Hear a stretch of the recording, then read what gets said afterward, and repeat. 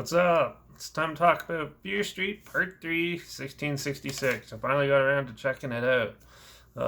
Now, this is part of a trilogy that has been released on Netflix, and it's a Netflix original. This one was released July 16th, 2021, and it was written by Kate Treffy and Phil Grezidel, and co-written and directed by Lee Jananek, who's done the other two as well. She's also done a good short horror film called Honeymoon. You should check that out if you haven't seen it. And like I said, she's done Fear Street Part 1, 1994, and Fear Street Part 2, 1978. So, yeah. Part 3 takes place, at least the first half of the film takes place in 1666, where the cast of the first film basically plays all the characters in 1666, where you learn the origins of all these dead killers and stuff like that, and how it became a fold, which was interesting to say the least. It was an amusing, creepy scene in it, and I'm going to try to stay away from spoilers, but I'm probably going to end up spoiling some of the film for it, so just so you're aware.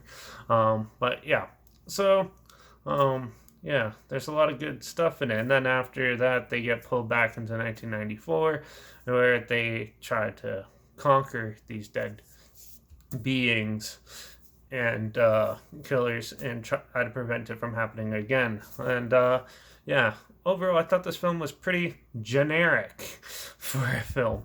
The 1666 part, it was cool. I like the way they depicted it and made it look interesting and stuff. It's more of a modern take of it, so nothing too new or different from most things that you see on TV, the big series and stuff like that that's on Netflix and HBO and all that kind of stuff. It's similar in tone to that.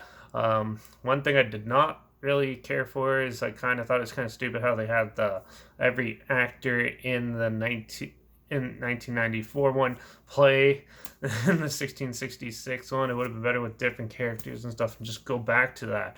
I don't know why they had to do it that way, but maybe it's budgeting reasons and stuff, but who knows. But I wasn't a huge fan of that because certain ones did their part pretty well, and the other ones kind of just were there, and yeah, didn't really believe in it as much as 1994. But yeah, there's some really good dark scenes in this and creepy scenes, and they take your basic witch hunt, witchcraft tale, and kind of make it darker and creepier. And but then overall, it just becomes your typical witch hunt trail with a highly predictable mid section before they come into 1994, and I was kind of disappointed by that too. So I was just I had big hopes, and I was just it slowly deteriorated till halfway through the film, and I was just well, I saw that coming, that sucks. But then there's still the second half where they basically have to come up with a way to defeat these killers, and yeah, that wasn't that interesting. It was kind of, you guess what they're gonna do, and it ended up being more predictable. It's the writers and everyone on it just lost their sense of steam and creativity, and they put most of their thoughts in the first one, and then they try to make a good Friday the 13th knockoff in the second one, and this one they're just okay, let's just wrap it up. It shouldn't have been 3 films. I thought it should have only been 2 for the most part. It's still a good watch. It's fun popcorn flick, but it's definitely nothing special. Yeah, there's a lot of Stranger Things actors and stuff in this. Again, because half of the people in the second film are in it too, and yeah, and yeah, it was just predictable, and it kind of dragged on a bit, and overall, yeah, I wasn't too impressed with this film. They could have done better. It's still cool. You still got to see a lot of the old. They brought a lot of the older characters that you saw in 1994. Or what was it? 1994. In that one, they bring all those killers back, and they all come up with a plan to take them out after they realize how to defeat them, and yeah. It's highly predictable, but a fun slasher. Some good gore effects, some good dark, creepy scenes throughout, and yeah, it's a good popcorn flick, but nothing else. Definitely, um, not the best in the trilogy. If I was gonna rate this, I go 1, 2, 3, 4, or 1, 2, 3. Yeah, 1994 was the best. 2 was the middle ground, and 3 was the worst. That's how I'd rate this. Yeah, there's not much else to say. I just thought it was a generic film. It's your typical third entry into a trilogy.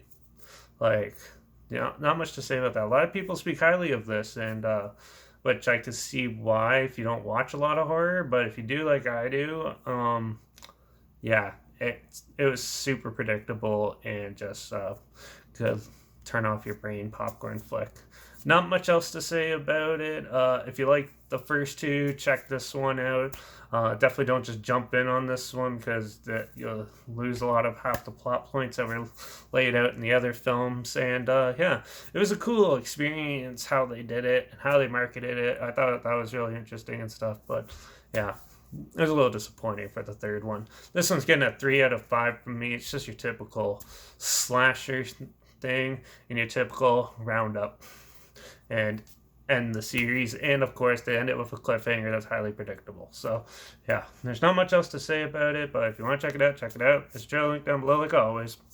Also, my Instagram's always linked down below where I always post clips of films I'm going to review in the future on my story, and I usually had the film title and the hashtag of the I usually put the film title and a hashtag down below in the film clip, and I usually put the film subgenre and a hashtag in the film clip as well, so you're aware of it. So yeah, doing these one take things are interesting sometimes, but yeah. So make sure you follow me on Instagram to stay in the loop.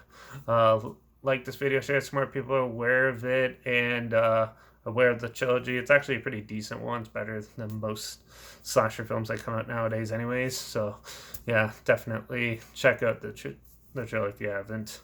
And yeah, comment your opinions of this film down below, and also let me know what your favorite one of the trilogy is down below as well. Love to hear what your thoughts are on these films as well, so make sure you throw some comments down there. And yeah, make sure you subscribe because you never know what I'm going to talk about next. I don't really know what I'm going to talk about next, but you got me in the mood for period pieces, so it might be one of those, but we'll see.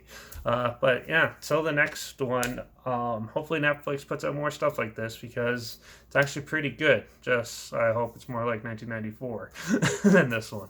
But yeah, so watch out for all those witches and all those zombified killers out there, and I guess I'll see you all in the next review. So cheers.